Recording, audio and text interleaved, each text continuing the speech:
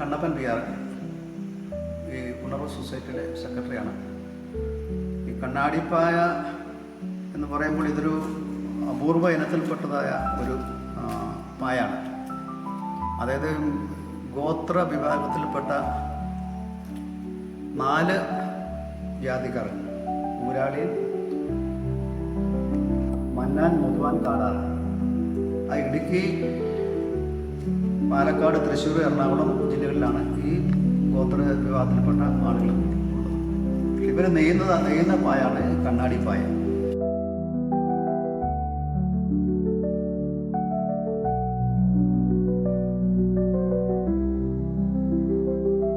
ഇത് ന്യൂലീറ്റാന്ന് പറയും.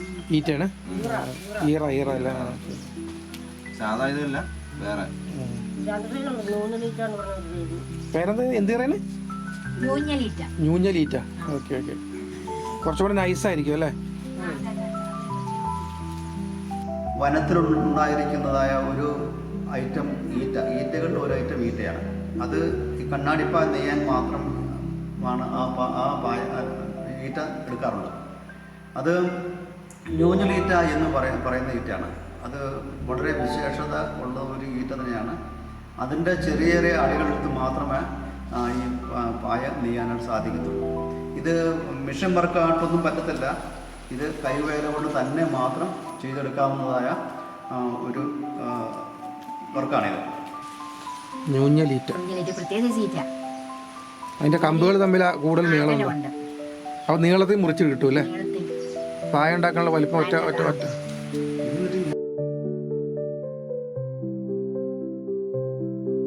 അവരുടെ കുടിലിൽ താമസിക്കുമ്പോൾ ഇതുപോലത്തെ മാറ്റം അവർ നെയ്ത് കിടക്കാനായിട്ട് ഉപയോഗിക്കുമായിരുന്നു. പിന്നെ ഇത് വിശേഷപ്പെട്ട ദിവസങ്ങളിൽ ആണ്ടിലൊരിക്കലാണെങ്കിലും മന്ത്രിമാർക്കാണെങ്കിലും രാജാക്കന്മാർക്കാണെങ്കിലും കൊടുക്കുക എന്നുള്ളൊരു പതിവുണ്ട്. അത് കൊടുക്കുന്നൊരു രീതി എന്ന് പറഞ്ഞാൽ ഒരാൾക്ക് കിടക്കാൻ പറ്റുന്നതായ ഒരു പായ അവർ നെയ്തെടുത്തതിന് ശേഷം അവരൊരു കുടലിനകത്താക്കി ആ പായ രാജാക്കന്മാർക്കും സമ്മാനമായിട്ട് കൊടുക്കുന്ന ഒരു രീതി ഉണ്ടായിരുന്നു.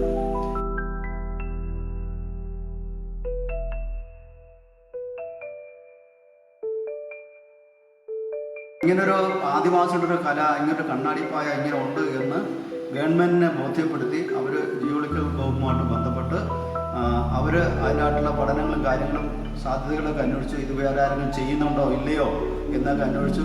അപ്പോൾ ഇത് ചെയ്യുന്ന എല്ലാ ആളുകളെയും, ഈ 4 ജില്ലയിലുള്ളതായ എല്ലാ ആളുകളെയും കൂട്ടി വരുത്തി അവർക്ക് മറ്റാർക്കും ഒരു പരാതിയില്ല, ഇതിൽ തന്നെ നെയ്യുന്നതാണ്, ഇവർക്ക് അവകാശമായുള്ളത് ആണ് എന്നുള്ള രീതിയിൽ ഈ പായ്ക്ക് ഭൗമസൂചി പദവി 2022 അതിൻ്റെ സർട്ടിഫിക്കറ്റ് ലഭിക്കുകയുണ്ടായി. അല്ല അല്ലേ?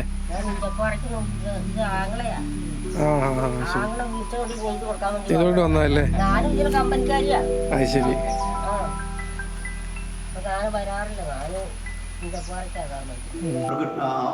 സൊസൈറ്റിയിൽ അവർക്ക് ട്രെയിനിങ് കൊടുക്കുകയും ഇതിൻ്റെ സാമ്പത്തിക സഹായം കേരള വനഗവേഷണ സ്ഥാപനമാണ് അവർ സപ്പോർട്ട് ചെയ്തുകൊണ്ടിരിക്കുന്നത്. അവരുടെ വലിയൊരു സപ്പോർട്ട് ഉള്ളതുകൊണ്ട് തന്നെയാണ് ഇങ്ങനെ ഒരു മറിഞ്ഞു കിടന്നതായ ഒരു കലയെ പുറത്തേക്ക് കൊണ്ടുവരുവാനായിട്ട് കഴിഞ്ഞിരിക്കുന്നത്. മാത്രം ഒരു പായ നെയ്തെടുക്കണമെങ്കിൽ 35-40-45 ദിവസത്തോളം ഒരാൾക്ക് തന്നെ ഈ വർക്കിന് തന്നെ വേണ്ടി വരും. അപ്പോൾ ഈ ഒരു സംഗതിയെ അപ്പോൾ ലോകത്തിലേക്ക് നമുക്ക് എത്തിക്കുവാനായിട്ട് കഴിയുന്നു. ഇപ്പോൾ ഇത് ചെയ്യുന്നത് ഇതിൻ്റെ ഒരു വില വെച്ചിരിക്കുന്ന ഇവരുടെ ഈ പായ്ക്കൊരു കൂലി വെച്ച് നോക്കുമ്പോൾ, ഇവരുടെ കൂലി വെച്ച് നോക്കുമ്പോൾ ഒരു 35,000 രൂപയെങ്കിലും ഒരു പായ്ക്ക് വില കിട്ടിയെങ്കിലേ മതിയാവുള്ളൂ. അപ്പോൾ ആ വിലയ്ക്ക് ആരും തന്നെ വാങ്ങിക്കാൻ സാധ്യമാകുന്നില്ല. അപ്പോൾ അതുകൊണ്ട് നമ്മൾ ഇതേ പാറ്റേൺ ഉപയോഗിച്ച് തന്നെ വിവിധമായിരിക്കുന്ന പ്രൊഡക്റ്റുകളൊക്കെ ഉണ്ടാക്കുന്നുണ്ട്. പിന്നെ ഇതിനകത്ത് യോഗ മാറ്റായിട്ട് ആൾ ചോദിക്കുന്നുണ്ട്, നിസ്കാരം മാറ്റായിട്ട് ചോദിക്കുന്നുണ്ട്, ടേബിൾ മാറ്റായിട്ട് ചോദിക്കുന്നുണ്ട്. പിന്നെ അതുപോലെ സ്ക്വയർ കണക്കിനുള്ളതായ ചില ഡിസൈനായിട്ടുള്ള വർക്ക് ചെയ്യാനായിട്ട് ആളുകൾ ചോദിക്കുന്നുണ്ട്. അപ്പോൾ പൂർവ്വ ഇനങ്ങളിൽ മാത്രമുള്ള ഒരു പ്രത്യേക ഈറ്റയാണിത്. ഇത് ലഭ്യമാകാത്തത് കൊണ്ട് വലിയ ഓർഡർ അനുസരിച്ച് ചെയ്തു കൊടുക്കാനും പറ്റുന്നില്ല. അതുകൊണ്ട് ഈ ഈറ്റയുടെ ഒരുപാട് തൈകൾ വനാന്തരങ്ങൾ ഫോറസ്റ്റ് ഡിപ്പാർട്ട്മെൻറ്റും കേരള വനഗവേഷണ സ്ഥാപനവുമായിട്ടുള്ള ബന്ധത്തിൽ വനാന്തരങ്ങൾ കൂടി ഒരുപാട് തൈകൾ നട്ടുപിടിപ്പിച്ചിട്ടുണ്ട്. അത് നട്ടുപിടിപ്പിച്ചിരിക്കുന്ന 2-3 വർഷം കഴിഞ്ഞതിന് ശേഷം മാത്രമേ ഇനി ഇത് എടുക്കാൻ പറ്റത്തുള്ളൂ. അപ്പോൾ ചെറിയ ചെറിയ പ്രൊഡക്റ്റുകളും കാര്യങ്ങളൊക്കെ ചെറിയ ചെറിയ മാറ്റുകളൊക്കെ മാത്രമൊക്കെ നെയ്ത് കൊടുക്കാനായിട്ട് സാധിക്കത്തുള്ളൂ. ഈ വിലയ്ക്ക് ഇങ്ങനെ ആളുകൾ എടുക്കാൻ ബുദ്ധിമുട്ടായതുകൊണ്ട് ഞാൻ ഇതിൻ്റെ ബാംബോൻ്റെ ഡിസൈനറാണ്. അതിൻ്റെ ഡിസൈനർ ഞാൻ ബാംഗ്ലൂരിൽ പോയി പഠിച്ച് ആ ഒരു പ്ലാൻ മനസ്സിലുള്ളതുകൊണ്ട് ഇതിനൊരു നല്ലൊരു മാർക്കറ്റ് ആക്കണം എന്നുള്ള കരുതി കൊണ്ടാണ് ഞാൻ ഇതുപോലുള്ളതായ ഓരോരോ ചെറിയ ചെറിയ പ്രൊഡക്റ്റുകളൊക്കെ ചെയ്തു വരുന്നത്. അപ്പോൾ ഇത് ഈ പാറ്റേൺ ഇങ്ങനെ വരെ ചെയ്ത് കഴിയുമ്പോഴത്തേക്ക് ഇതിന് നല്ലൊരു വില തന്നെ കിട്ടും.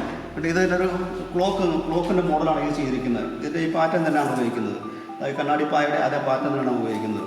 അപ്പോൾ ഇതിൻ്റെ കുറച്ചും കൂടെ വർക്ക് അതിനകത്ത് ചെയ്യാനുണ്ട്. ഇതൊരു ഓർഡറൈസ് ചെയ്താണ്. അപ്പോൾ ഈ ഒരു വർക്കുകൾ നമ്മൾ ചെയ്ത് കൊടുക്കുമ്പോൾ ഇതിനൊരു 2000 രൂപയ്ക്ക് അടുത്ത് നമുക്ക് ഇതിന് വില ഇത് കിട്ടുന്നുണ്ട്. അപ്പോൾ നമുക്ക് ഈ ഒരു മാറ്റം നമ്മൾ നെയ്യുമ്പോൾ ഒരു സ്ക്വയറിന് ഒരു 500 രൂപ മുകളിൽ വില പണിക്കൂരും വരുന്നുണ്ട്. അപ്പോൾ ഇതങ്ങനെ നോക്കുമ്പോൾ ഇത് ചെറിയൊരു വർക്കും ചെയ്ത് ഇതിൻ്റെ പുറമെ ഇത് ഡിസൈൻ ചെയ്യുമ്പോഴത്തേക്ക് ആളുകൾ ആകർഷിക്കുകയും ചെയ്യും. അപ്പോൾ ഇതാണല്ലോ കണ്ണാടിപ്പായയുടെ ഡിസൈൻ പാറ്റേൺ ഇതാണല്ലോ എന്നുള്ള രീതിയിൽ ആളുകൾ വാങ്ങിക്കുമ്പോൾ നമുക്കൊരു ന്യായമായിട്ടുള്ള വില നമുക്ക് ഇതിനകത്ത് ലഭിക്കുന്നുണ്ട്. ഇത് എത്ര കാലം വരെ ലാസ്റ്റ് ചെയ്യും? കേടാവാതെ?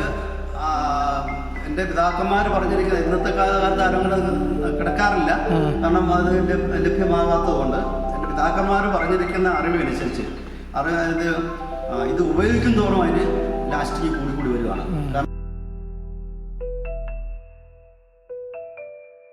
കണ്ണാടിപ്പായ ഡിസൈൻ ഇത് തന്നെയാണല്ലേ?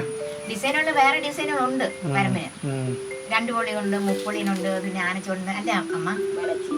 അതെ, അതിനൊക്കെ ഡിസൈനുകൾ വേറെയാണ്. ബാമ്പു സൂചി കിട്ടിയത് കണ്ണാടിപ്പായ്ക്കാണ്. ഈ ഡിസൈൻ കണ്ണാടിപ്പായ്ക്ക് മാത്രമേ ഉള്ളൂ? ഒറ്റ ഡിസൈനാണ് ഇറങ്ങുന്നത്? ഒറ്റ ഡിസൈൻ ഇറങ്ങുള്ളൂ. ഈ ഡിസൈൻ മാത്രമേ ഇറങ്ങുള്ളൂ. ഇത് വലുതായിട്ട് നെയ്യും ചെറുതായിട്ട് നെയ്യും. എത്ര നിങ്ങൾ വിൽക്കുന്നത്? എത്രയ്ക്കാ? അത് 35,000 രൂപയാണ്. എത്ര? 35 രൂപ.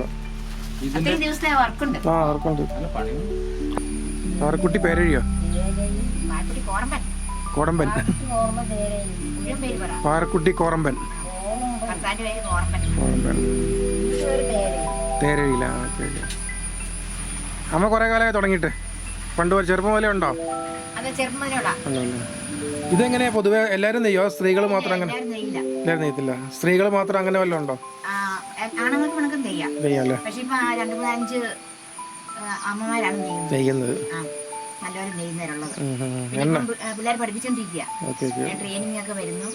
പുതിയ തലമുറയിൽ ആൾക്കാർ വേണമല്ലോ.